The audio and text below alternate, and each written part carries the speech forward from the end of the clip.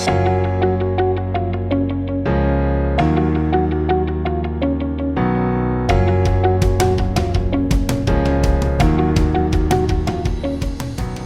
di masa pandemi ini, proses belajar menjadi sangat berbeda.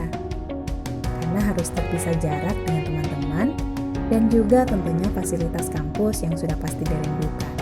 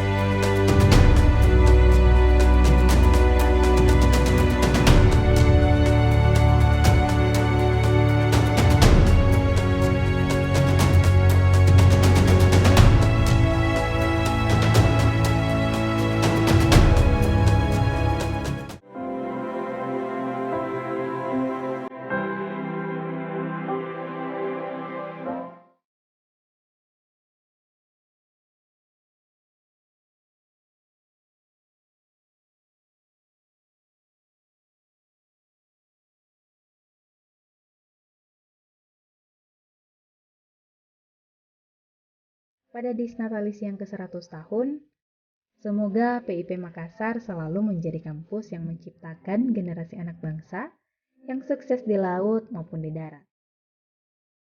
Navigo et Reveni, berlayar untuk kembali.